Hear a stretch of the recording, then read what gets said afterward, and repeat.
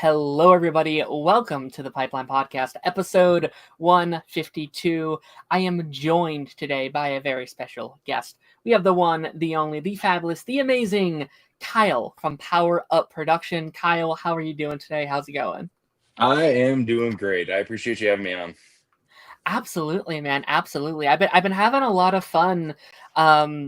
I'm not sure what your history is with the whole content creation game, but I'm having a lot of fun lately, kind of diving into the TikTok world of the movie and film news, if you will, because or the movie talk, if you will, because I feel like those group of people are some of the nicest people I have seen in the filmverse, and I'm like, man, I feel like YouTube is so much more negative than the TikTok part is, and I'm going over and I was like, these guys are so nice. I have to get you on here, and I definitely respect you a lot because I just came across your page this week. I just followed you this week and I got a follow back, and I was like, well, I'm looking for someone to do this episode with. One of your first videos was an Alien video, so I was like, you know what, let me just send them a message, see if they want to talk about some Alien. But how are you doing, man? How's it been going? What's up? I'm pretty good. Just got back from work not too long ago, and then I saw a movie right after work. So what movie? It's called Relay. Oh, fun. What's that about? It's the same director that made Hell or High Water from a few years ago. Sure. It's kind of like a spy movie without giving too much away, I guess. But it's got Riz Ahmed in it, who I love everything he's in. But yeah, it was solid. Incredible. I'm man, these last couple months I've been getting so behind on the new movies coming out. Summer blockbuster season this year was so hectic that now it's kind of slowed down. I'm like, all right, I can relax. Yeah, no, it's been a crazy few months. I think it's my 80th movie this year. Wow. So yeah, it's a lot. It's incredible. Do you have how many do you typically reach a year in terms of new movies you watch? Last year I think I had 81 in total for the whole year. So this is probably going to be my most. Yeah, I started going to more the smaller, the Relay is a smaller film, and more stuff on streaming and all that too. So I think it just kind of made my catalog a lot bigger. Sure. Now there is this there is almost this unlimited amounts where it feels like the more you see, the more there is. It feels sometimes where it's oh my gosh, I'm watching more movies, but then you find out more. You broaden your horizons to more types of movies and more directors and more artists. It's man, this is this unrelating amount of movies, and there's this narrative sometimes. Or well, there's no original movies. It's there are. You're just not looking hard enough. Yeah, you just got to go look for them, pretty much. 100%. But yeah, we're going to be jumping into today's episode. We like to start the show with a segment called Creative Spotlight. I have a fun couple of movie related questions that I want to ask you. First of all, this is a question I like to ask everybody, and taking your background right now, I would assume that this might be a little hard for you. What is your favorite movie of all time? I always say that my favorite movie of all time is Empire Strikes Back. I know it's kind of a lame answer because a lot of people say that, but I think just growing up, that's the movie that affected me the most, and Star Wars especially. So I would say Empire is probably my number one. That's good. I do think sometimes there's those no duh answers when it comes to art and media, where it's you know, I could say Breaking Bad's one of the greatest TV shows of all time, but it's okay, but besides you know what I mean? It's besides the tentpole, yes, these are some of the greatest movies of all time. And I feel for a lot of people, the movie, the franchise we're going to be talking about today is another example of that, where it's yes, like Alien and like Indiana Jones and Jurassic Park and Star Wars, like those are among where, you know, if you ask 100 people their favorite movies, those are some of them that will be on like most people's list, I'd imagine. Right, 100%. 100%. Do you have a history surrounding like you watching that movie for the first time? I don't like remember exactly when I saw those Fair, first. I valid. remember my dad having it was like the VHS of the original Star Wars, but it Mhm. was like all three of them in like one like sleeve, Yeah, and him showing me those movies, and it was like I was hooked. that's incredible.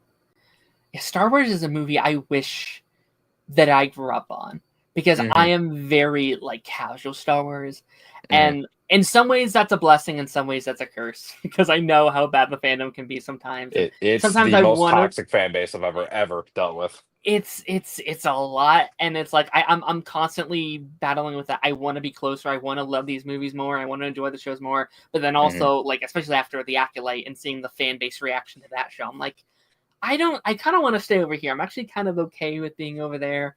Hmm. But no, that's an incredible answer. And then a follow up to that: what is your favorite TV show of all time? I won't say Breaking Bad because that would be my number one. Um, I'll say Game of Spoiler. Thrones. I mean, Game of Thrones is also one that a lot of people say, Yeah, but that's up there for me too. Sons of Anarchy, I love. What else is up there? The original run of Daredevil, the first three seasons. I liked Born Again quite a bit too, but yeah. you can't touch those first three seasons of Daredevil. Those first three, yeah, those are something special. Hmm. And I do think, like, you know, not to get off track with this, but like, I'm very optimistic about season two with them, with the original people kind of coming back, it Hmm. being full creative control this time. Like, I'm very excited about that. But yeah, like, Right. especially with what they did in season three, it is very very hard Hmm. to compete those. Yep. And Game of Thrones is a very interesting answer. I'm happy to hear that that is still among your favorites because I feel like for most people that I talk to where like, well, I like the first blank, or like I like this era but not this era. Do you like the whole Right. thing, or are you still like, were the first couple seasons so ingrained in you that it sticks in that spot for you? I think the first like five seasons are pretty untouchable. Yeah. The last season, I've heard people say that it's like one of the worst. I 100% disagree. I think it's still a Agree. very good season. Yeah. I would say the last episode of Game of Thrones is very bad. I Fair. did not Fair. like how Yeah. they ended it at all, but it's hard to like. I had that problem with Dexter too, where I loved Dexter, and then I haven't seen any of the new stuff like New Yeah. Blood or what's the newest one called? Resurrection. Yeah. Resurrection. I haven't seen any of those. I've just seen the original run of Dexter.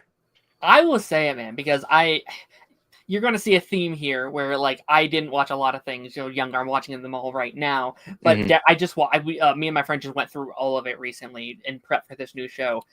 I think this new show is incredible. I think this isn't Okay. like, I think it's like right there, if not higher than some of that first four seasons of Dexter.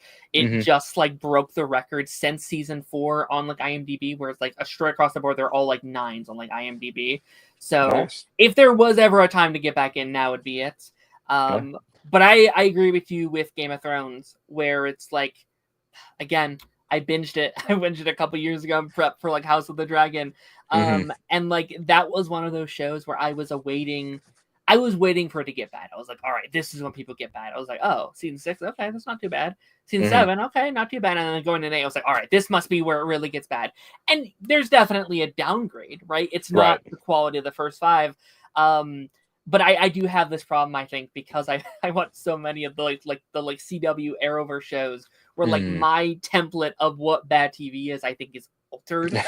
So every time I watch a show that people say is bad, I'm like, oh, that was fun. You know, it Right. wasn't Right. great, but it Right. wasn't bad either. For I sure. get that. My next question is I obviously noticed your array of beautiful movies back there. Hmm. When did you start collecting? Why is that so important to you?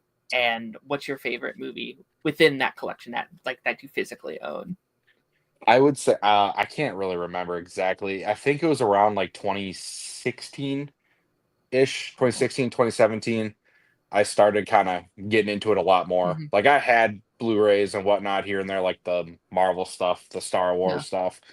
But then I just started buying more, and it turned into 500, 500 turned into 1,000, 1,000 Yeah. turned into 2,000.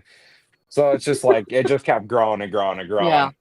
Um, I don't know. The reason I love it personally is like streaming is very convenient, and I Yes. get that. I understand why this is a dying business. I trust me, I get it. Yeah. I just love the fact that because they can pull stuff out of streaming, even if you bought it on some platforms, you could buy Yeah. it and they could pull it away. Where now, if I have, Neighbors 2, for example, because it's the first one I saw You there, pull it out. Yeah.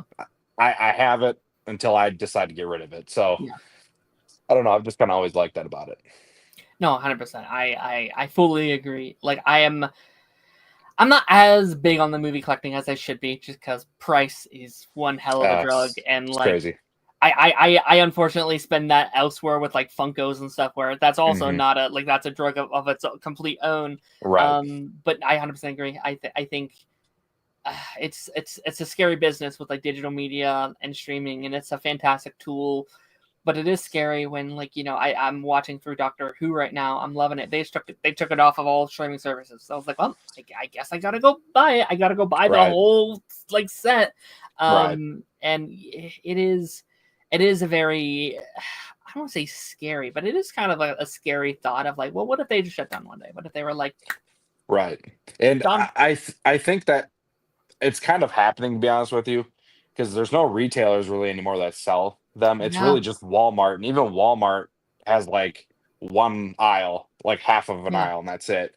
But I do think someday it will kind of make a comeback, similar to how like records and vinyls stuff and like stuff, that. yes, came Yeah, back. And even I saw, I think it was Taylor Swift, even or something. She's putting her new album on yeah, cassette. So it's like, well, that's maybe cool. someday VHS is going to come back or something. Who the hell knows? But Yeah, no, it's going to become like retro, It's going to be all cool again. It's like, oh man, that's right, awesome. Yeah, yeah, but then like even then, like you have the Warner Brother tax write off thing that happened a couple years ago, where like all of these movies and TV shows, like they weren't on streaming, they weren't on digital. If you didn't have a DVD that they weren't currently selling, some of those projects were just gone. Like you right, couldn't go find it. Like they took Marvel's Runaways off of the streaming service it aired on. That's hmm, all you could watch. Is like, so it's gone. You have to go pirate it. And then right, I think that puts you in a very tricky situation where like people will be like, okay, so like where can I watch this? And I'm like, I'm not gonna say pirate it because I don't want to be in that place. But maybe take right, something after Jack Sparrow every once in a while if you absolutely need to. yep, Oh my goodness. And then my final question here. Again, going in, the main thing I knew about you is you seem to mhm. love movies, love art. Why is art so important to you, and why do you think we need it now more than ever? Or maybe we don't need it now more than ever. Depends on your answer, I guess. Yeah. I mean, I love like even music, movies, Yeah. video games, anything where a creator is putting their heart and soul into something. I'll appreciate it, even if I'm not the biggest fan of it. I can appreciate like, hey, a lot of work went into making that movie or game or whatnot. So I just kind of like that's artistic, Mm, value to it, where some random guy decided to make a movie one day, and now he's Steven Spielberg. You know what I mean? So it's stuff, and I don't know. I just kind of like that art of it.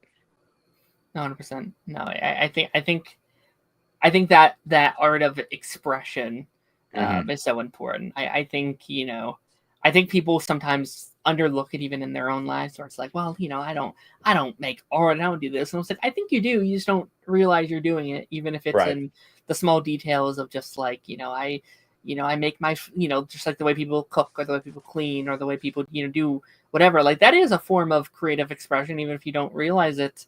Hmm. And like yeah, like not to be a dead horse, but yeah, like with AI the way it is a scary landscape in the media where it's like, ugh, Yeah. it's becoming more and more of a thing, and more people are jumping on the bandwagon. It's like, yeah, but are you worried about what this could do here and what this could Yeah. do Yeah. here? It's like, What it's ugh. gonna become. Yeah. And that's the thing. It's like Hmm. people are like, oh, this is just for funny little videos. It's like, yeah, but it starts there. And then it's already seeping into like writing and entertainment. You have people like James Cameron that are like, oh, but it's the future. It's like, you made a movie that's anti-AI. Like, you should be the one guy that's like, right. No. Yeah, we gotta stay away from that. Yeah. Absolutely. Let's answer a couple questions here from the chat. Mm-hmm. Darren said, I'm sorry, Darren didn't say that. Cameron said that. Cameron said, Darren, look out for spoilers for Peacemaker Season 2. So yeah, Peacemaker Season 2 is out now. It came out 9 o'clock EST. By the way, are you excited for Peacemaker? Are you a DC guy at all? Yeah. Oh yeah, 100%. I wouldn't say like I'm super excited. I liked the first season. I didn't love it probably like everybody else did. Okay. But I mean, I'm a big James Gunn fan, so I'm in on whatever he's making. I really like Superman, so I'm excited to see what his universe is gonna bring. Yeah, me too. I'm in a kind of a weird place with Peacemaker because I love season 1. I thought that was a lot of fun. I am someone though that is very concerned about the like public perception of DC, and like I think in terms of like casual audiences being like, all right, so I have to watch Peacemaker to understand Superman, to understand blank, and then that goes deeper where it's like, okay, so I have to watch the Suicide Squad, which is completely canon, and then so I have to watch the original Suicide Squad, and to watch the original Suicide Squad I have to watch Man of Steel. It's like, all right, you know, like this is a rabbit hole that for us fans is great and fun and I'm awesome, but like for like my cousin Jimmy, who hasn't watched a DC movie in 10 years, is it going to be confusing for him? Is kind of my fear, but I'm excited nonetheless. I'm excited to see how they said it's going to be very important for this DC universe going forward, and I've heard there's going to be various stuff within it. My friends who have seen it early said that they have really enjoyed it, so I'm very excited for it. Okay, yeah. I mean, I'm a little bumped up for it. Yeah, hell yeah. Cameron also came in and said DC and Star Wars has the biggest toxic fandom ever. Would you agree that like those two are the big two? DC, I haven't had as much history with. I've had more history of Marvel being toxic. Yeah. I've always said the top 3 like most toxic fan bases. That's Star Wars by far number 1. Yeah. Number 2, I'm into wrestling, pro wrestling. I wrestled and whatnot too. So yeah, fair. That fan base is crazy. And then The Last of Us, the game, the shows. Holy smokes! If you put your opinions out there, they do not like it. So yeah, that'd be my top most toxic fan bases. Yeah, Last of Us is weird. I like Last of Us is definitely like, you know, you look back to what happened when like the leaks happened for the second game, and it's like, oh boy, okay, yeah. And then with this season, it's like I had issues with this newest season. I didn't love everything, but I think people act like season 2 killed their grandma, and it's like, guys, it's still, I think, good TV. Like I think most of it, like there's issues, but I think it's still like genuinely good television. And like let's have some nuance with the conversation outside of it's the worst thing I've ever seen or it's the best thing I've ever seen. It's like it's in that middle ground there, guys. Right. Yeah, I agree. Yeah. No, I definitely had bad experiences with DC. I think DC's weird though because there's so many subsections to DC. Like, you know, I think unlike Marvel and Star Wars, where like obviously there's pillars of that too, but it's like they have their main franchises. And then, you know, there are other things where like DC, it's like, okay, you have the DCU and the DCEU and then the classic movies and the Arrowverse and the animated movies and the video games. Like there's so many different facets that aren't connected to each other inherently. And so like I was able to live in my little Arrowverse bubble for like almost 10 years. And that was my space. And that was also toxic, but like better, or like I was able to live in a bubble where like, oh, these are all our friends and we're all having a good time and most people can sit together and enjoy it, where like you have the like Snyder people, which again, those people aren't all bad either, but I felt like there was a level of negativity that kind of surrounded that bubble that they weren't able to fully escape, I feel. Yeah, well, and it sucks with that too because I am a Snyder guy. When it came to his DC stuff, I loved all 3 of his movies, even Batman v Superman. I loved it. So then when you got the James Gunn thing coming out and people were just bashing it, I'm like, guys, we haven't even seen the movie yet. Like, at least give it a shot. No, that's fair. I like for years, I feel like I genuinized it in a way where it's like, oh, the Snyder fan base sucks. And then I got friends in Snyder and I was like, oh, you guys don't all suck. You can like both movies. Okay, that's Right. awesome. And I think, I actually think since Superman has come out, I've come to actually appreciate the Snyder movies a bit more, because I don't love all of them. I don't love everything they did over there, but I think since then I was like, okay, I Right. see what he was trying to do. I see the vision there. I see what they were trying to build. And I wish he could have finished it. I wish there wasn't that weirdness that happened behind the scenes. Like, Right. I rather, like, even if it wasn't my cup of tea, wanted to see the full vision, and maybe it could have got there for me. Right. But yeah, no, we're gonna be jumping into a couple of news stories here. It was kind of a slower news week. There's a couple of things I wanted to bring up. A couple of these just came out like today. This is, I feel like, a pivot to what we were just talking about. And if you have no interest in the franchise, I do apologize.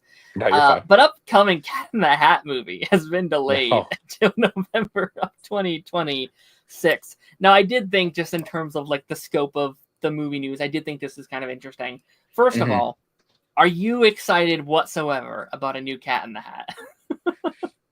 Yeah, not excited, I would say. Would I watch it? Yeah, sure. Yeah. Why not? I like Bill Hader a lot.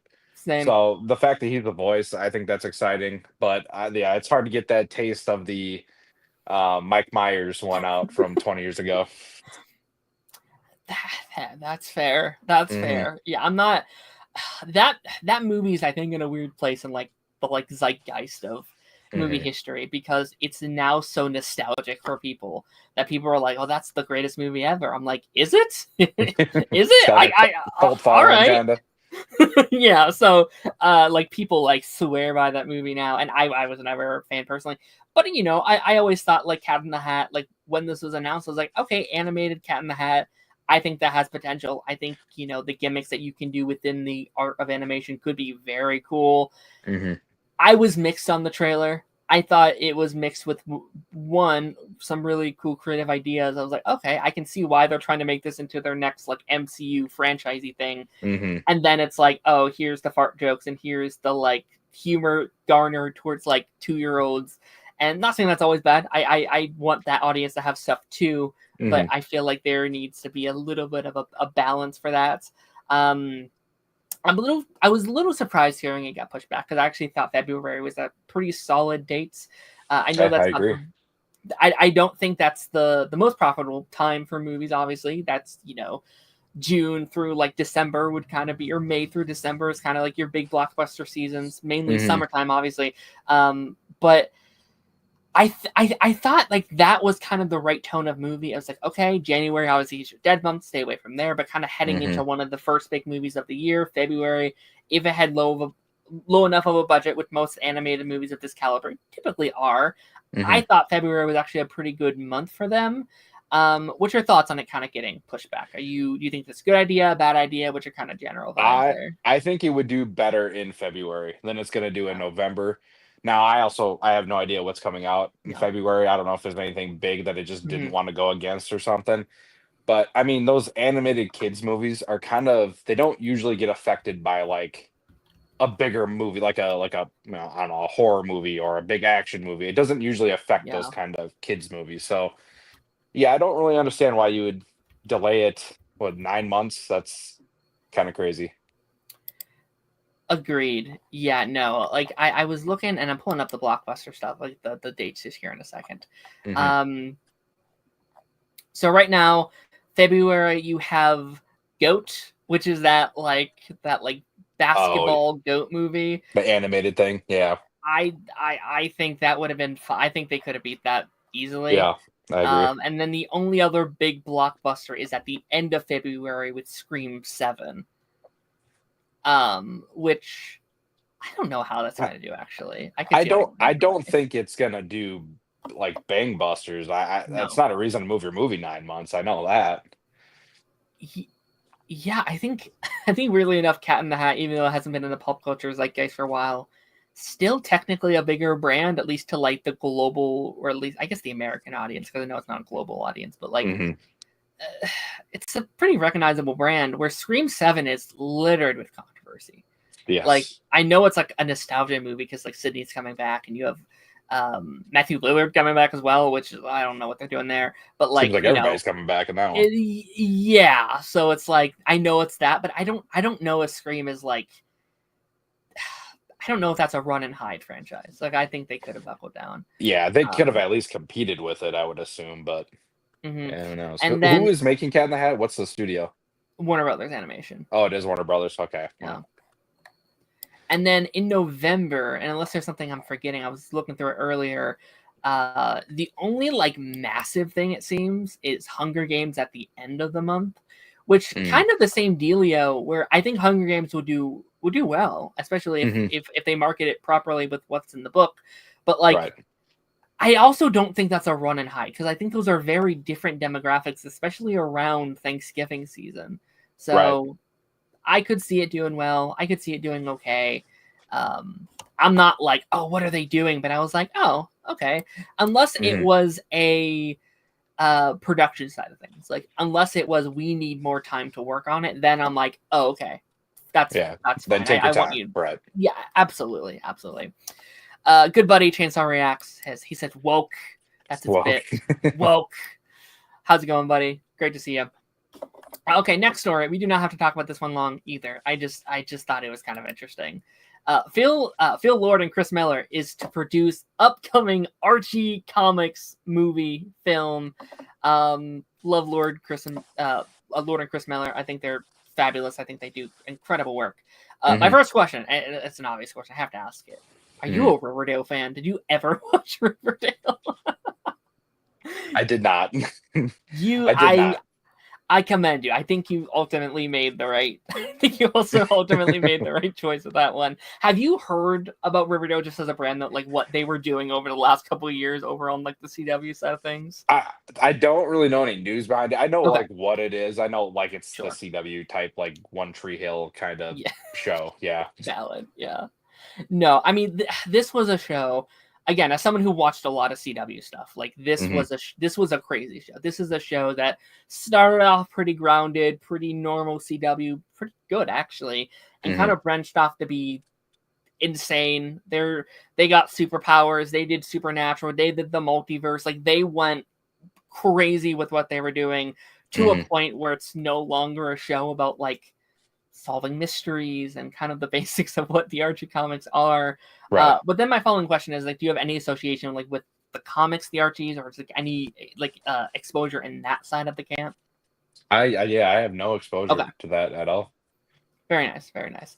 I was just curious about this because I think like, again, we don't have to talk about this too long, but like I think coming off of Riverdale as a brand, I think it's very interesting to kind of like try and rebrand the Archie comics because they are goofy, they are a bit silly, but I think Riverdale went the more, hey, we're making this thing a little bit more edgy, a bit more serious, a bit more sexy that they were doing in that like 2010 era, kind of post Nolan.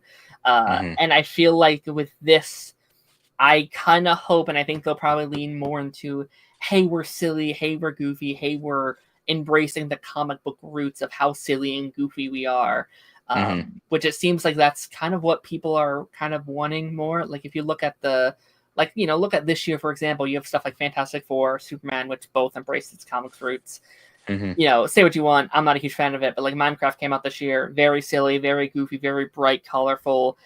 Arguably Lilo and Stitch is kind of the same thing, very bright, very colorful, made $1 billion, the only movie to do so this year. So I guess that's the direction they'll go. And with these directors, like I'm like, you know what? All right, let's see what you got. I'll check it out for sure. I mean, they know what they're doing with the Spider-Verse stuff, especially. I mean, right now, if they want to make it, sure, go ahead. I'll watch it. Why not? Yeah, those are people like if they're in the producing chair or if they're in the director's chair, I'm like, I'll watch it. I think they're doing that new Ryan Gosling movie this year, right? The one where he goes to space, right? Something Project, isn't it? Project Hail Mary, is that it? Hail Mary, yep, that's what it is. Looks incredible. Like that looks really good as well. So I'll definitely be there for that. And then the final kind of news story. This came out today, and this has got a lot of conversation. So I thought I'd bring this up. I thought it was kind of interesting. Disney is currently asking for pitch ideas for original films targeted at, quote, young men, Gen Z. Is kind of what the full quote had said, and this had kind of sparked quite an interesting kind of conversation around the internet, and where it's like, why just young men? Why not? Like, if you would just say like young generation, I'd be like, oh, all right, yeah. That makes sense, right? In fact, probably very smart. Like, we're now getting to a point where I think like the nostalgia train from the 80s and the 90s and the 70s are kind of drying up a little bit in terms of just like the audience that's going to the movies, and also just they've been using up a lot of those franchises really, really quickly over the last couple of years. Yeah. What's your opinion on this as a whole? Like how do you feel about just the way this is worded and kind of this just thought process, I guess? The way it's worded is horrible. It's a really bad quote to put out there. I think they just got to focus on making good stuff before you focus on, let's make sure this is for the TikTok audience, pretty much. I just make good stuff, and then we'll go from there. Yeah, it's, again, I don't blame the Hollywood industry right now, because I admit, I bet it's very hard right now trying to I guess continuously make money, because I think Hollywood is in a very weird time where, again, we kind of talked about earlier, but like there's this kind of mentality of like, we want original movies, want new stuff, but then they make the new stuff and people don't go see it, so they greenlight these sequels, but we're like, wait, we don't want the sequels. Like, yes, you do. You actively do. You just don't want to admit it. So I definitely like the idea of maybe Disney looking for new ideas, new IPs. That's very exciting to me. I don't necessarily like this pivots of like, let's focus on the male audience necessarily. I think how do I want to word this? I think there's been this narrative that like Disney's trying to focus on the female audience, when I don't think that's true. I think there is just a push for like, look at our history. We've never done these female-led projects ever. So it's like, okay, let's do a couple more. And then it's this narrative of like, how dare they? It's like, no, that's the normal progression of how things should be going. So I don't necessarily love the backpedaling of like, no, just this audience. It's like, a little weird. I don't know. Yeah, no, it's a bad quote for sure. Yeah, for sure.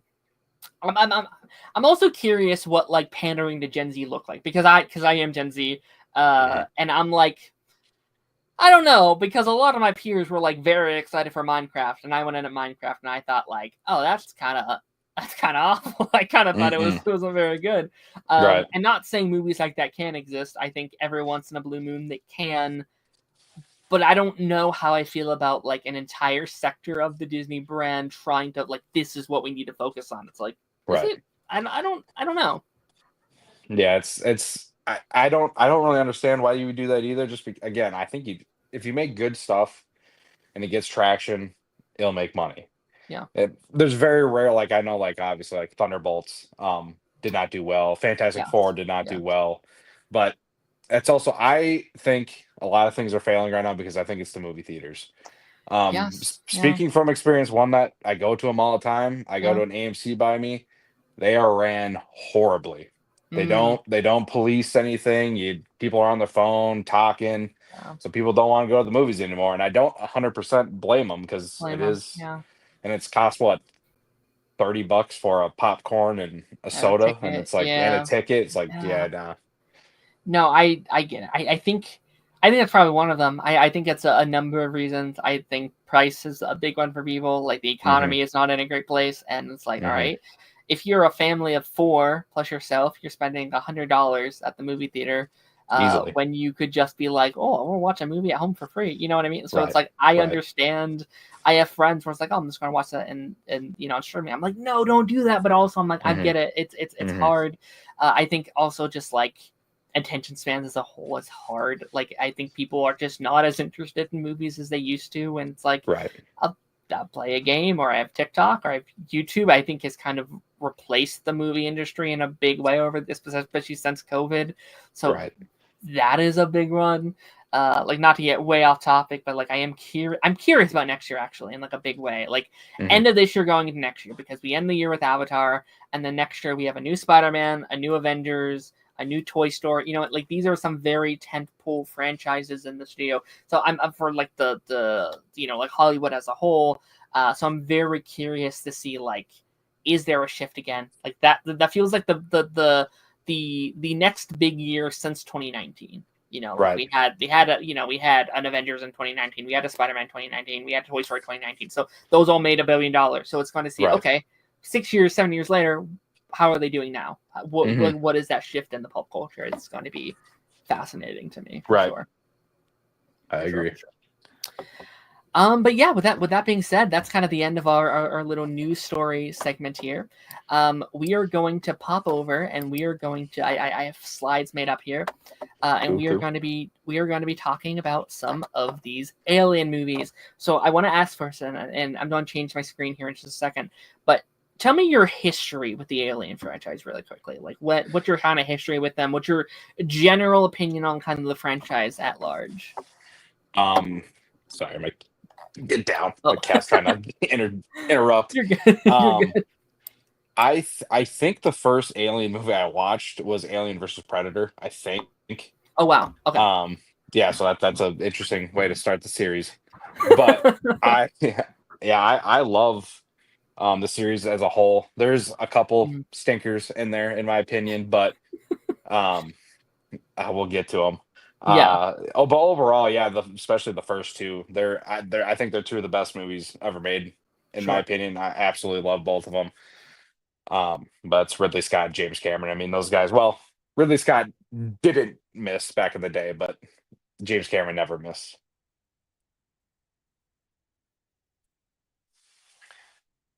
Oh, you froze for a sec.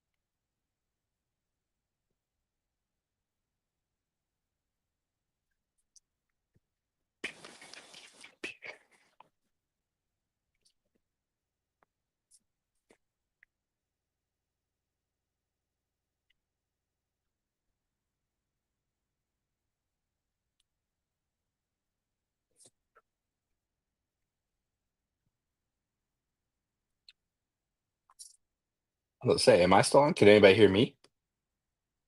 Probably not.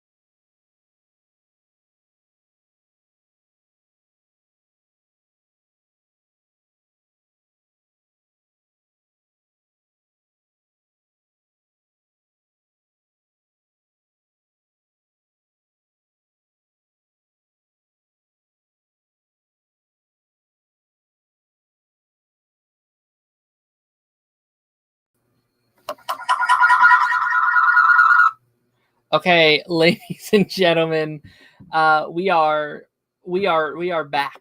I think we're back. I think we are back. I am so sorry. Good. I think we're Okay. I am so sorry for that. No, you're fine. Don't worry about it. The internet said, fuck you, and just kicked me off completely, wouldn't let me sign back into anything really. I get that. Oh, sorry, let me get resituated here. Let me get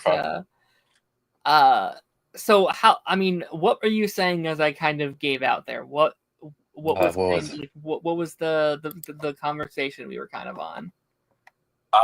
What was I talking about? Oh, I was just talking about how I think those first two movies are like two of the best movies ever made, and I've grown up with them at this point. I think I saw AVP when I was like, it had to been like 10-ish in that range, and then from there on out, I went back, watched them, and including the Predator movies, and then been a fan ever since. It's incredible. That's incredible. Yeah, I think like this is one of those franchises. As I try and get back into the groove here, I think You're it's one good. of those franchises that has like culturally always been there. Like I always knew of it. It's one of those like tentpole cinemas. I've seen this iconic poster my entire life. But as someone who's never been hugely into like the horror genre, I never dived too far in until last year when Romulus came out, and I was like, oh, I think I want to get caught up. I watched the first two, and for whatever reason, I never, life came in the way, stuff came out, I never got back into them. And then in preparation for Alien Earth, I love TV. That's kind of where my main interest lies. I was like, I need to get caught up. This is going to be that like water cooler talk for the next 6 to 8 weeks. Right. So I really wanted to do this episode, and I do this sometimes, and it's always at my disadvantage. I messaged you to do this episode before I even watched 3. I was like, I'm going to put this in motion, and that forces me to watch the movies because there's something in place. And I finished these movies about 20 minutes before you jumped on the call here. So nice. A lot of these are over the last couple of days, very fresh in my mind. But let's go through and talk about a couple of these movies, starting with the original, the first, like we talked about, one of the most iconic movies of all time, the first Alien movie. What is your opinion on this movie? What's your kind of overall history with this one? I think this is one of the best sci-fi horror movies of all time, if not the best sci-fi horror movie of all time. Sure. I think it's perfect all the way from the characters to the way the xenomorph looks, and with the budget they had of how well that looks, especially in 4K nowadays. I think it looks phenomenal. I think it's one of the best 4K transfers there is. The whole android stuff in it, I think, is awesome. It's just, I love Alien. I agree. Yeah, I think when like watching movies from like the 70s or even prior to that, I think there's always kind of a weird kind of headspace that I have going in. For some reason, I've convinced myself, it's like, yeah, I'm not going to be as into it for whatever reason. That's not a good mindset to have whatsoever, obviously. But I just kind of go into that, and watching this one, it's like, oh no, this is something truly special of its time. And I feel like you kind of just, I think this is a movie you like more once you kind of know the history with it and the cultural impact, and how much harder movies were to make back then, and the like the pushes in cinema that movies like this and Star Wars and a lot of movies around this era were doing, where it's like, oh, this is the first time blank has done this, and that they were able to get away with this, and you see the shifts in cinema and like how a lot of the practical effects and how they're filming the movie, and like some of the stuff, it's like that is gorgeous. That is absolutely gorgeous what they were able to do. I'd argue I don't know if you agree with this or not. I'm not sure. I assume it goes to 1 or 2. Probably the scariest of the movies, I'd say. I would agree. I think especially... It's definitely the most horror out of the whole franchise. Agreed, yeah. Because I think as we go through here, I personally had less like jump scares. I had less like, oh my god. Where like this one is like, oh yeah, it definitely gets you sometimes. And I probably would argue that maybe kind of comes down to like once you kind of, with this being the first one I saw, like once you kind of know the gimmick, it probably becomes slightly less scary. Right. But the first time you do it, it's like, oh my gosh, I've never seen a creature like this before. I think there's a fear of the unknown. So I think once you know the unknown, it's like, oh yeah, I know what it's going to do. Okay. Oh yeah. So I would 100% agree that I think this is just one of those cultural iconic movies for sure.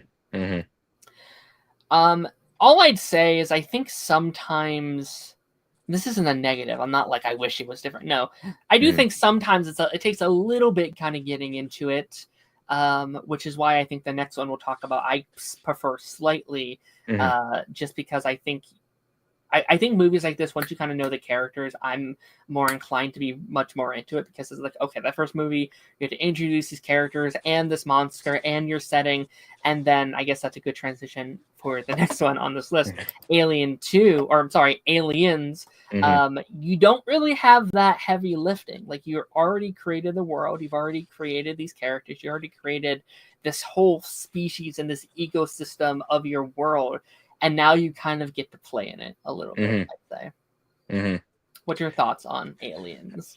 Yeah, Aliens it's in my top 10 all time. I love Aliens. It takes everything that Alien. It's the Terminator 2 to Terminator, where first Terminator was more of a horror movie similar to Alien, and then now we have Aliens.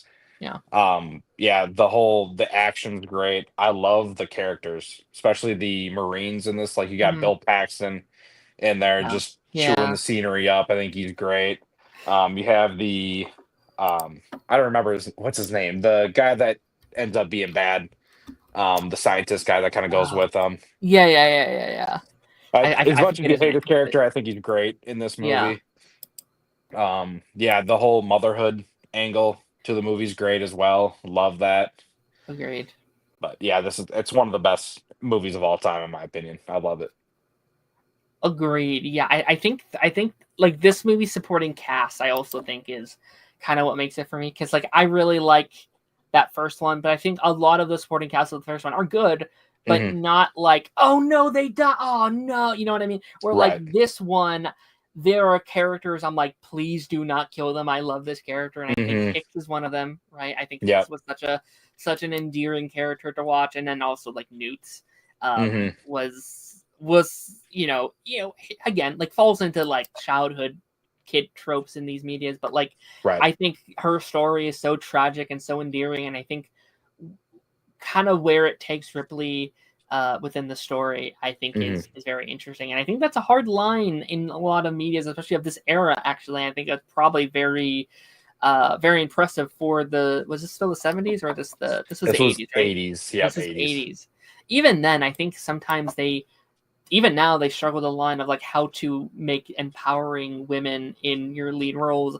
And I think, you introducing a child, it would have been very easy to just, now she's a mother. And it's like, no, she's still a fucking badass, like, character that you are arguably, again, I'm missing so many pieces of the film genre, but like probably I'd imagine one of the most badass women in this era of movies. And I like the as someone who's never watched it until recently, or within the last year or so, like I knew of this character. I knew of her impact in the sphere of like horror movies antagonists, or like sci-fi antagonists. I think Ripley really stood out in the grand scheme of protagonist in this era, I guess I'd say. No, yeah, she's definitely one of the best. And especially like you got this movie, it starts off with her, obviously they find her on the ship, and she wakes up and she finds out that her daughter died, and you find out that she died from old age too, and it hits you even more. You're like, oh man, so she didn't even get to see her grow up or nothing like that, or it's got great emotion in it. Yeah, and like I also I love the Hicks stuff as well, because I like that carry on from the first movie of like, okay, the twist of the last movie is that there's a robot on board and he's got trying to do blank blank blank, and I like that twist in this one where like, wait, there's another one. Oh, it's clearly he's gonna turn bad, and it's like, oh no, that's her best ally in this. Right. He's the hero. That's a good, I think, great point in storytelling. And I guess we'll kind of continue that kind of narrative a little bit with Alien 3. Now, going into Alien 3, I heard the worst possible things about this movie. I heard this was one of the worst films of all time. And I think at first I came out of it, I was like, oh, okay. It wasn't as bad as I, inherently thought. I want to hear your thoughts first, actually, and then I'll kind of get how I'm currently feeling.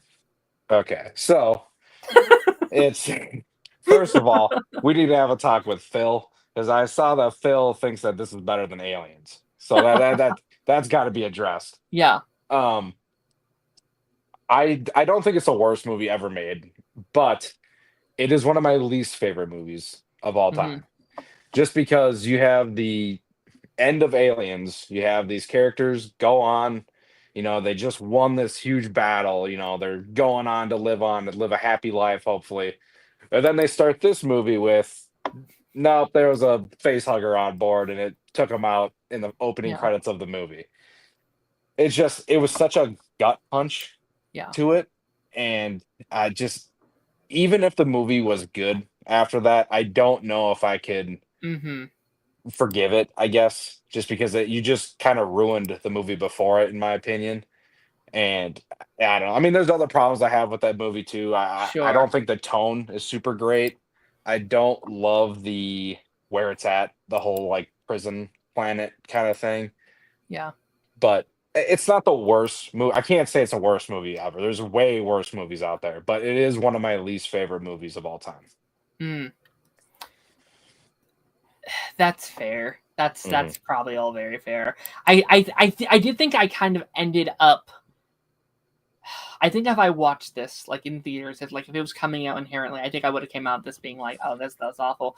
I think binging them, and knowing the like reputation, I think inherently I was like, oh, okay, that's not what I thought. Right. But I think like, I've done a little bit of research over the last couple of days. I'm looking at a lot of like the behind the scenes stuff with it, a lot of like what seemed like was production hell. Like I was reading some stories how like they didn't know the movie they were making before going into it. They would write things and then go film it. It seemed like it was no movie. It felt like it was like a film first and art second, if that makes sense. Like they were just kind of doing shit.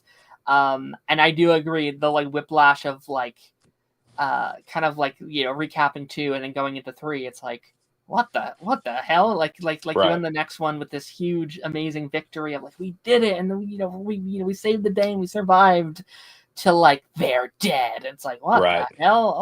Oh my god. It's rough. And I think there's elements of this I kind of respect. Like I do like elements of the story. I know you said you didn't like the jail. I think I kind of enjoyed the aesthetic itself, even if I don't like the exact execution. Because I will say it is a hard left turn. It is like, okay, this is the direction, we're going this way now. It's like, oh, all right. And in some ways I almost respect that. Like in some ways I'm like, okay, they're trying something different. They're trying something new. And I think the first couple minutes I was actually kind of into it. And then, that second act kind of hits. And then there's really cool things in the third act, but it doesn't feel earned, I guess. And I don't care about the casualties. Like there's that really, really cool speech by a character I couldn't even tell you their name if their life depended on me. And they're like, yeah, like we got this. We're going to take our things back. I was like, all right, let's go. And they all start dying. I was like, oh, I actually don't care. like that was it. That kind of ended there. But, and I'm not sure if this is a hot take, so please tell me if it is. I kind of like where they end Ripley in the movie. Like I kind of like I'm taking back my own narrative, and if I have to sacrifice myself to keep the world at large safe and to keep that away from your hands, I should kind of jumps down. I was like, I actually kind of think that's cool as hell. I kind of think that's cool as hell. And I kind of wish they kind of left her there. Like I kind of I don't know what your opinion on this next movie is, but like I when we instantly brought her back, I was like, oh, that's kind of lame. Right. Yeah. It was not done well. But I wouldn't say, I don't know if that's a hot take, because I think this movie's actually it's got a following as of recently. Sure. Where I remember a lot of people used to, including me, hated this movie. And then I don't know if it was YouTube or something, but this like community came up saying that it's great. There are things in this movie that are very good. David Fincher's obviously an amazing director, And I think if he had the full reins of this movie, I think it could have been great. But Yeah. obviously the studio got involved and whatnot. But I just the characters in this movie, like you said, the guy doing the speech and then they all die and you don't care. It's a complete 180 from what you got in Aliens, where you cared about every single one of those characters and you didn't want Yeah. any of them to die. So I don't know. It's unfortunate. Yeah. No, for sure, for sure. There's some aesthetics I like in here. There's some lines I like. They were trying to build, and again, I couldn't tell you the character's name, but like they were trying to build up the that dynamic with Ripley and the one guy in the first act. I was actually kind of vibing with that. I was like, that was very cool. Mm-hmm. Then he dies. They don't address it, and I was like, Right. oh, that's unfortunate because they Right. were building to something what could have been pretty cool. Mm-hmm. And then you have Alien Resurrection, which I think might be my personal least favorite, at least right now, as of just kind of just watching them. Maybe it'll switch to Alien 3 once I have some time to sit on it a little bit. Right.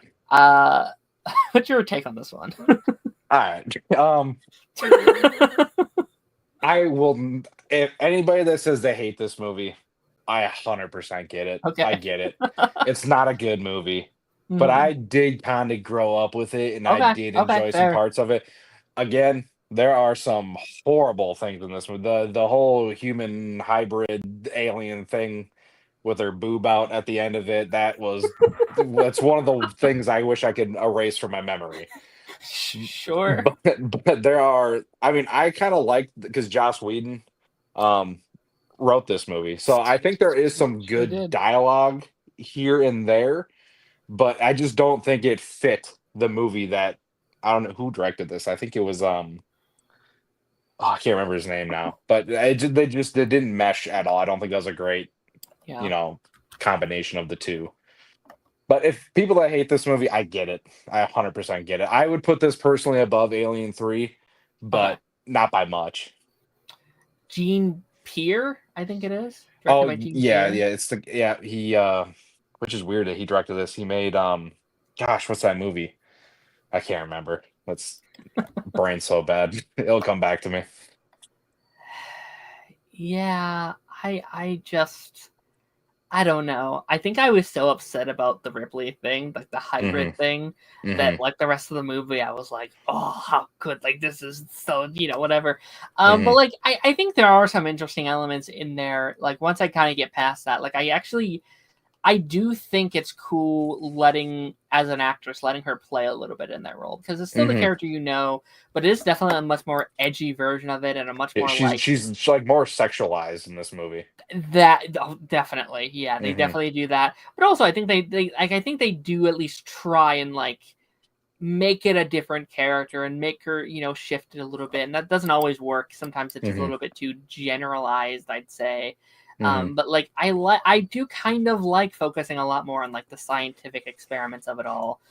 Like there's that really, really cool scene maybe that's hot take, I don't know, but like when she goes in, she's looking at all the experiments, she's like burning it all down. Like that was really cool. And like for a second I was like, okay, they're doing something kind of interesting, and then it kind of slips back down to me to like the very generic cast, in my opinion, and a very generic kind of walkthrough of what they're doing.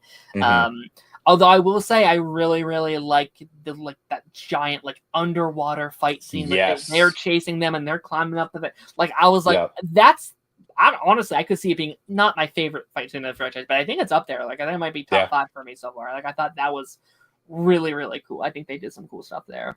And I will say I think Winona Ryder always gets extra points for me just as an actress. I enjoy whenever she's in anything, even if I didn't love her character in this. I thought okay, so I thought she was, I don't know. That's one of those actresses that's just fun to see her in just stuff. Period. When it pops up, it's like, holy shit, it's her. That's awesome.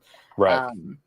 But yeah, no, this one, and this is this is kind of like the last installment in like the timeline, right? Like this is kind of the furthest we travel to, right? Yep. This is this would be the farthest in the future that we are from the timeline. Do you think we'll ever go further, or do you think we'll stick this at our endpoint? There was years ago, there was like rumors that they were going to continue off of Resurrection, but I probably not, especially. Well, I don't know, because the way they're going right now, they're kind of because there's an Alien Earth is the first, right? That's the earliest, I believe. Yes. It's after the prequels. I'm pretty sure it's Yeah, after you're right. You're right. Prometheus Sorry. and stuff like that. But yeah, it's the first. Yeah, it's like It's before Alien. Yeah. I think it's like it's like right before. Yeah, Mhm. that stuff. So interesting. Like I don't think she'd ever come back. It seems like she's like a dead set on like no, I'm done. I'm far away from that. Although money talks, right? Like It especially does. in this day and age in Hollywood where it's like sequel and reboot and so I've heard Jamie Lee Curtis say that at least 5 or 6 times. Then she's done 5 more Halloween movies. So yeah, and same thing with like Scream franchise where like we're done, but it's like but money, so right. So yeah, no, they'll be interesting film. Prometheus. I was very confused at first when going into this because I was like, all right, Alien Prometheus. I was going through and I was like, well, this is just Prometheus. That can't be it. And I was going through and I was like, oh no, it is. It is it. It just doesn't have Alien in the title. Right. I've heard this is another movie that's kind of been in my zeitgeist for a long time now. Just like a movie that's been out there that existed. Again, did not know it was connected to this franchise for a very long time. What's your thoughts on this one? So when I first saw this, I was very mixed on it. Like very mixed. I didn't love it, but I think the more I watch it, the more I like it. I think it's probably the best shot of the franchise. I think this movie, Ridley Scott did a great job at directing it. The characters are good. I wouldn't say great, but it's hard because I'm always comparing to Aliens when it comes to the characters in that movie. Yeah. And it's definitely not there. I think Michael Fassbender is amazing in this Yeah. and the next movie we're going to talk I agree. about. Where it ends, I don't know. It's a weird movie. It's a real weird movie in this franchise because it doesn't really flow at all into the next movie, in my opinion. So it's just it's a very weird one. I think it's a very well made movie, and I do like it nowadays. But I could see why some people are not the biggest fan of it. Yeah, I think these next two I kind of feel kind of similar on where it's like I think they're like pretty good. I think they're like pretty all right. Like I'm not I feel like I don't feel positively or negatively on either direction.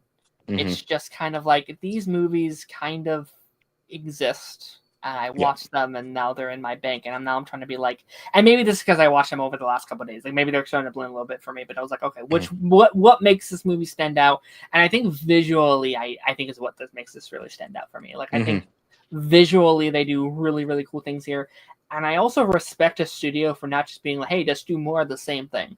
Like they were like, we want to make a new installment in this world, but we don't want to just do the same thing we've done for the last the 4 movies this would have been up until this point. I think that's ballsy, right? Especially not having it like in the title of the movie, right? As far as casual audiences know, this is I assume like I don't know how the trailers went, I don't know how they marketed it, but like if I just saw this, I wouldn't think, oh, this is an installment of Alien. I'm thinking this is a solo, a sci-fi franchise, with like popular stars and stuff like that. So I respect the hell out of that. I think that's really awesome. I did find it personally a little dry, especially for the first like hour where I'm like, it's slow. Oh boy, we've been here for a while. And then they do interesting stuff with it, but I don't always feel like it feels that impactful. Some of the things that are happening, like there's cool stuff happening, especially when like some of the stuff like starts to happen, like when they slowly start to introduce. I was like, interesting. Interesting. And then they do interesting stuff with the lore, which I'm not like. Again, I have no ball in the game. Like I'm not like, how dare they change? I don't care, right? I just joined this, right? But it is like, oh, that's a unique choice to take this franchise. Okay, I don't know. Yeah, it is one of those movies. I think the more you'll watch it, knowing what you're gonna get, I think it gets a little better because you'll pick up on things here and there. But I agree with you. I think the first half is very slow. And I think this movie it's like 2.5 hours long, roughly. Yeah. So yeah, it's a little bit of a slow burn, but I like it nowadays. That's fair. That's very, very fair. And then our, I think second to last we have in this kind of collection here, Alien Covenant, which is kind of, again, I don't know the production side of it, what was going on, like what was the mindset here going into this one, but it seems like it's kind of a merger of what we've done previously and the Prometheus stuff is like, hey, let's kind of by the way, do we know how this one did? Like this one did? Like, did it do financially well or no? I don't think Prometheus did super well. Okay. I know Covenant did not do well. Interesting. But okay. I don't think I mean it might have made decent money, but it didn't like knock, blow the doors off or anything. Interesting. Yeah. I was just curious because I was like, what was the mindset? Like putting Alien back into the frame, like pivoting that way. I just like in my head, I would have assumed it's like, oh, we're doing that to try and make a little bit more money than the last one kind of thing. I don't know. Right. Covenant was the one I heard nothing about. Like I feel like all of these I heard various things about over the years. Like I like this one, I don't like this one. This is the one I was like, I didn't really know existed until I was going through these movies for this episode. What's your kind of take on this one? I would say I'd give it a similar score to what I do with Prometheus. Okay, yeah. It gives me more of what I want, which is the xenomorph. But the problem is that this movie I feel like can't decide what it is. It's kind of half Prometheus, and then from what it sounds like, I guess the studio kind of forced Ridley Scott to throw the xenomorph in there, especially for marketing, because I think that picture right there was how the trailer ended when it was coming out. So everybody was like, "Oh, we're getting more xenomorph in this." I think it's got some really good things. I think Michael Fassbender, again, playing two different roles in this one, I thought he did great. Yeah. I think the xenomorph looks good, not great. I think he looks good in some scenes. The med bay scene, I think, is very good. Like that shower scene where you kind of see him in the background, I think was really cool. Yeah. But some of the characters I think people were loving Danny McBride in this movie, I remember. And I remember when I saw it and I'm like, I mean, he's okay. I wouldn't say he's like it's the best performance he's ever given, kind of thing. Yeah. But you got James Franco in there for about 90 seconds, 2 minutes, which was weird because he was all over the marketing too. Yeah. But yeah, it's a mixed bag, similar to Prometheus. I would say if I had to watch one of them, I would say I watch Covenant more than Prometheus. Okay. I think it's a little more rewatchable. I agreed. Having never rewatched literally any of these, I might agree that like if you put a gun to my head right now and said like rewatch one of these two, I'd probably pick this one as well. Yeah. Mainly because I actually really like the first act of this movie quite a lot. Actually, like I was watching through and I was like, oh my gosh, there's a good one again. Like this is incredible. I was kind of into. I was like, this is awesome.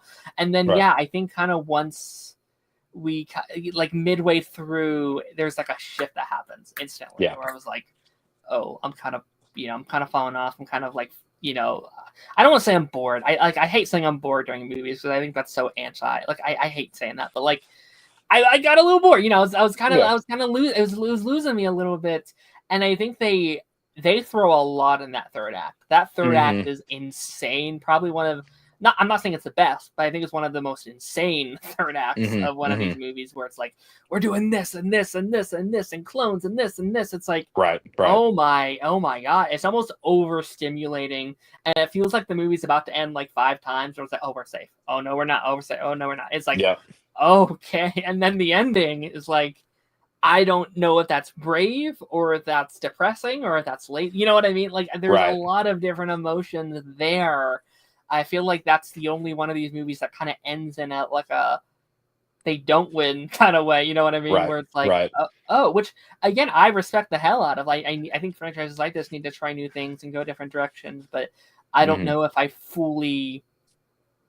don't know. I don't know if it fully sits well with me. But again, I just watched them, so maybe with time I'll be like, oh, it's a great ending. I don't know. We'll see. Right. It's hard to say because I know Ridley Scott had the intention of making a third or a trilogy out of this. Interesting. So I think it was going to be called Alien Paradise, I want to say is what the movie was going to be called. But it kind of sucks that obviously we're not going to get that now. Yeah. But yeah, it throws a lot actually in that there, like a lot. And I think it was just different ideas. Again, it was the Prometheus stuff and the Alien stuff, and they were just trying to please both sides instead of just choosing a side. They tried to do them both, and I know this movie bombed financially, unfortunately. That's That's interesting. I wonder what changed in the demo. Like, I would assume that reviews for this one were probably quite low in terms of general audiences. So maybe reviews played a bit, because I know Romulus did pretty good. Like, it didn't make a lot of money, but it made a pretty good amount of money. Like, people were watching, people were talking about it. I remember like the narrative around the movie was like, oh, Alien's back. Like, it's the first good Alien movie since 2. I was like, okay, all right, that's really cool. So maybe that really helped with it. And it seems like, again, Alien is back in a way it hasn't been in a very, very long time, with this coming out, with, Alien Earth, obviously being out, and then it seems like also like the Predator stuff is doing also this I was very gonna say, similar I would way say right Alien now. and Predator are they're both kind of back right now, which is really awesome. Yeah, no, that's very exciting. I know there's been talks of like a new Alien versus Predator, and I was like, oh all right, again, I don't know any of that side of it. I'll watch the versus movies once I do the Predator movies down the line. I'm very, so. very interested to see what you're gonna think of those two. I've heard mixed things where people either love them or they hate them, or even in the in between. So it's like, okay, very interesting. And then our final movie on this list, unless I missed a movie out there, is Alien Romulus, which is the newest edition. Really the whole reason I kind of wanted to start these, because last year it was all the buzz, it was all the craze, everyone was talking about it. I did like I always do my like end of the year favorite movies list, and a lot of my friends were like, Romulus was one of my favorite movies of 2024, and I was like, holy shit, I'm so happy to hear, because I know so many people were so unhappy with the Alien franchise up until that point. What's your general opinion on this? What was your feeling kind of going? Actually, like, what was your feeling going into it? Because were you kind of feeling kind of on the fence with it after the last couple, or were you feeling excited going in? So going into this movie, I was actually very excited, because Fede Alvarez is all I had to hear that he was directing it. I've loved everything he's done. So when I heard he was making an Alien movie, I was like, oh, that kind of seems like that's a perfect fit, honestly, for him. And I loved this movie. This was my number one movie of the year last year. That's incredible. I think it's amazing. I think the only thing I did not like about it, and it's not like a negative, it's just a line that I thought was kind of dumb, is the whole "get away from her, you son of a bitch." I was just when the android says it, I was just like, I was really hoping something was going to happen midway through him saying it, because he kind of pauses too, and then he says it, and I'm like, I kind of put my hand in. I just did that one of those. I'm like, why did you do that? But visually, I think it's great. You got some really good characters in here too. I can't think of what her name, the final girl in this, Kaylee something, I think. Kaylee Spaney, I think her name is. She was great.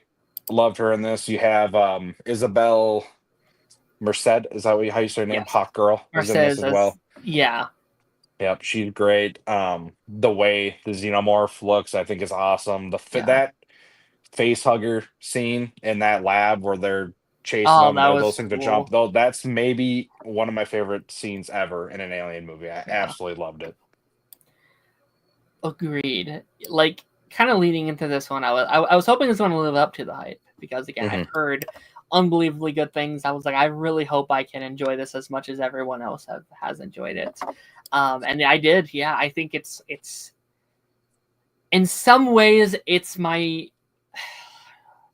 I don't think it's the best, but I think it could be my favorite, if that makes sense, right? I think like this may be the one I almost enjoyed the most, because it kind of mixes what really works about those prequel movies and what really works about the original movies, and kind of merges them into this hodgepodge of something really, really special. And I think especially when it comes to its characters, I think is where it really shines. I think this franchise kind of sometimes, outside of Ripley, which is obviously icon, obviously, I think sometimes they kind of drop the ball with some of those characters, where it's like, they're okay.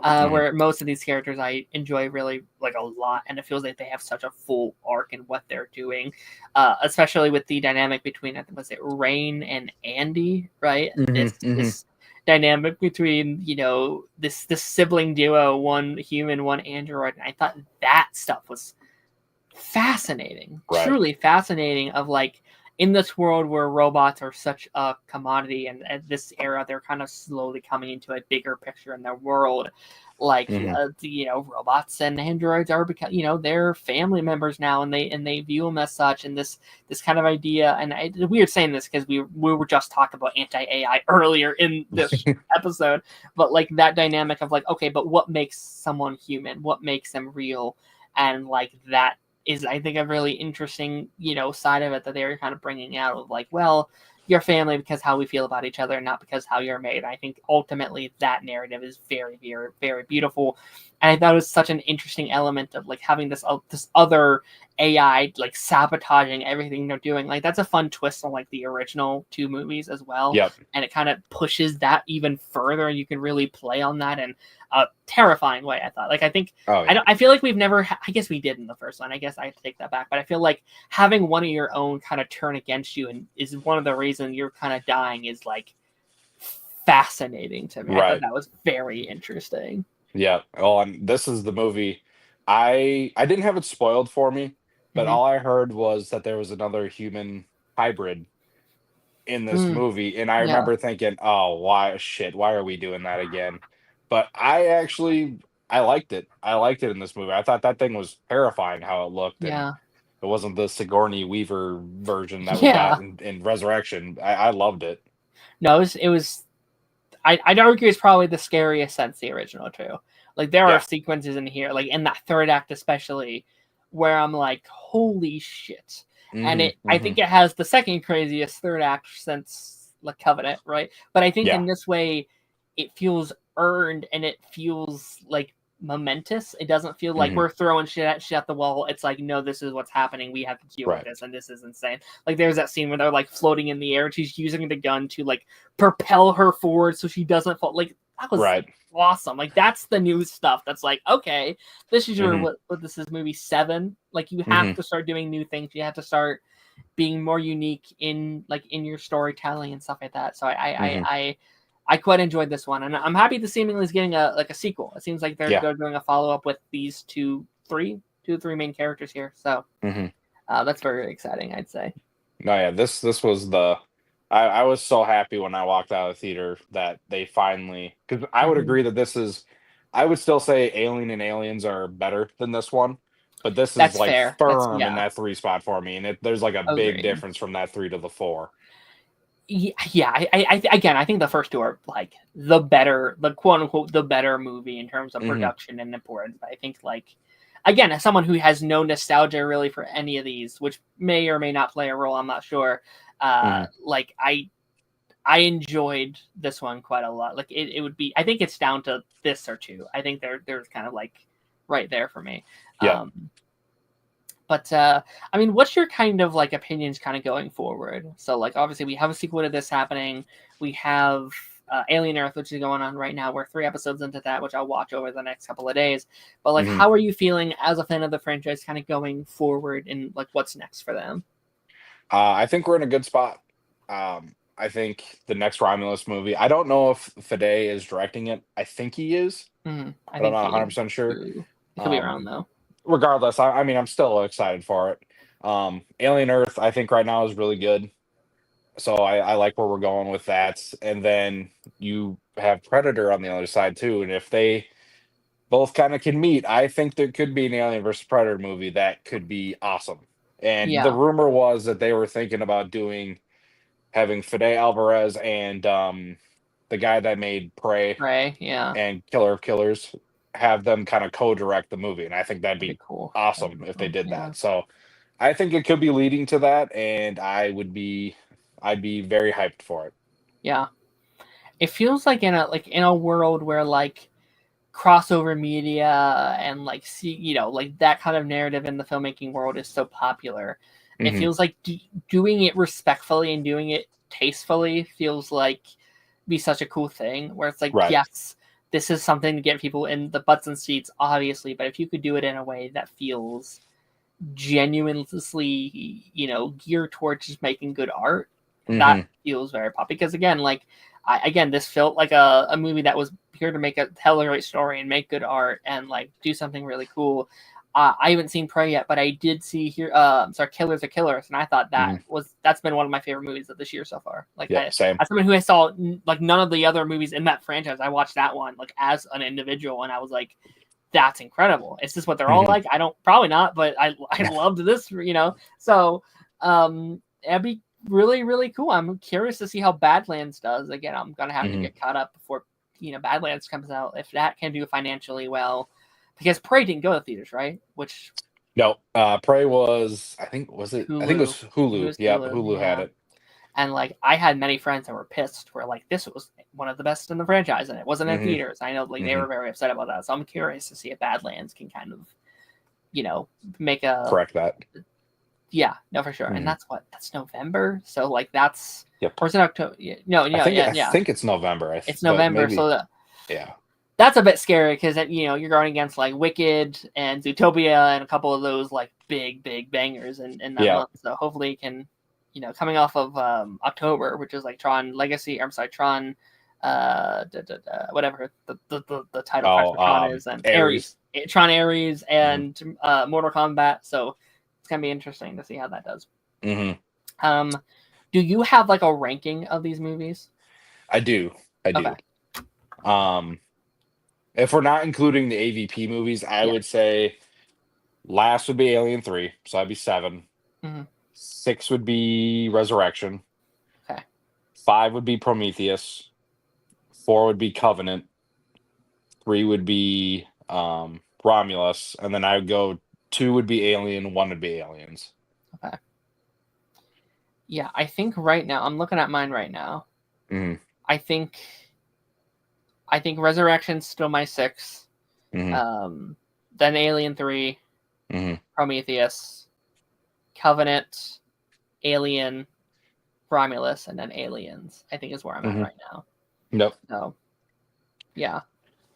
No, I'm interested to see where those AVP movies will fit in for you, because I have a lot of fun with that first one. Sure. I have a lot of fun into it, but I also just kind of shut my brain off, and I'm just watching two things fight. Sure. Kind of like Freddy versus Jason kind of stuff. What was the production around it? Like, was it a healthy production, or was it kind of like, we gotta just do this thing kind of thing? I can't remember. I think this came out before like the Freddy versus Jason stuff. Okay. I think, but I don't 100% remember. I think the budget's fairly high for the time. The problem is that they have what's his name? The Resident Evil guy is the one that directed it, and he's not a great director in my opinion at all. But I think that movie's just kind of fun. It's not the best movie you're ever going to watch. Shut your brain off. Yeah. Shut your brain off. You're seeing, I think there is some decent lore in there. I just think the characters kind of suck, but you're there for Alien fighting Predator at the end of the day anyway. So where Requiem is, if we were doing a ranking, I would put Requiem, I'd put that below Alien 3, actually. Oh, wow. Yeah. Wow. At the time, was it canon and then they took it out, or was it like this is on its own always? Like from the jump? I think it was supposed to be canon. I believe it was. Yeah. Interesting. That's always very fascinating to me when like a studio makes a movie and then they have to be like, actually, don't forget about those ones, kind of thing. You know what I mean? Like, that's always a fascinating situation. So actually, I know you haven't seen the movies, but in Predator 2. They don't say anything, but there is an Easter egg where you see a xenomorph like bone, like the fossil in the background. So it's always been kind of hinted at that they're in the same universe, but they never really said until that movie came out. Sure. Yeah, no, that's interesting. Like, I'm excited to go through the Predator. Most of my friends prefer Predator over Alien, which was always very interesting to me, because I always heard more about Alien. Like, Predator wasn't. I didn't hear about it as much. I feel like it's the poster child of the two. So it's interesting to see like so many people love the Predator as well. So that's also very fascinating. Yeah, I would say I prefer Alien, but Predator, the first Predator, is another one that's like one of my favorite movies of all time. That's incredible. But with that being said, that does lead us to the end of today's episode. Kyle, thank you so much for joining us today. This was an absolute pleasure. Thank you for letting me live in my ignorance when it comes to this franchise. As someone who just kind of jumped right in here, it was an absolute blast. And where can people find you if they want more of your content, more of your kind of general stuff? You can just find me on TikTok at Power Up Productions. We do movie reviews on there. I do a lot of physical media stuff, obviously, from behind me. Also, if you're into wrestling, don't know if anybody watching this is going to be. I'm also into that as well. So, yeah, just go find me on TikTok, and we have a good time. Incredible, absolutely amazing. And yeah, go check out his stuff. Stuff for the channel this week. What do we got going on? Next week, we're going to be continuing our MCU retrospective with Guardians of the Galaxy and Age of Ultron. That should be very fun. And then after credits on Monday this week, it's going to be a big week. If you're a fan of like this kind of stuff, we're going to be picking up Alien Earth for the first time. We'll talk about the first 4 episodes over there. I think it'll be 4 episodes by then. I'm not sure how it lines up. Peacemaker comes out and Dexter Resurrection as well. So that will be very fun. Go check out his stuff. I'll try and link it down below. And also, I think you've been on Council as well, right? You're on that show? Yeah, I've been from time to time? Twice. I think I've been on there twice. Okay, cool. Absolutely incredible. So you can go find him. One of those 2 episodes on there, and I'm on there pretty often as well. Yeah, I will catch y'all on the flip side.